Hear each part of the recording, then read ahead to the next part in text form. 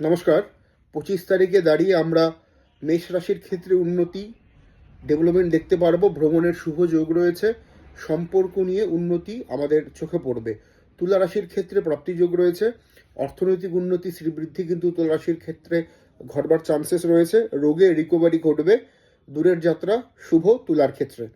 মীন রাশির জন্য আজকের দিনটি শুভ, পজিটিভ, অর্থনৈতিক উন্নতি, শ্রীবৃদ্ধি হবে। এডুকেশন ভালো হচ্ছে। সম্পর্ক নিয়ে জটিলতা কাটবে। নেগেটিভ প্রভাব লক্ষ্য করতে পারবো ধনুর ক্ষেত্রে। ধনু রাশির ক্ষেত্রে আজকের দিনে ছোটখাটো চোটাঘাতের সম্ভাবনা থাকছে।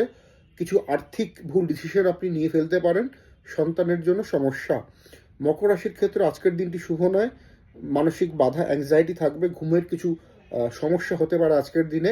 বন্ধুভাগ্য শুভ নয়। কাছের লোকদের থেকে বিট্রে আপনি পেতে পারেন।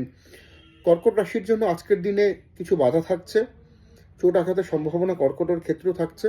সাবধানতা অবলম্বন করে চলবেন। দূরের যাত্রা না করলেই আজকের দিনে কিন্তু পজিটিভ থাকছে। মায়ের স্বাস্থ্য নিয়ে কিছুটা সমস্যা কর্কটের। এছাড়া যে রাশির কথা বললাম না, সেই রাশিগুলো ভালো মন্দ মিলে অ্যাভারেজ ফল প্রদান করতে চলছে আজকের দিনে। নমস্কার।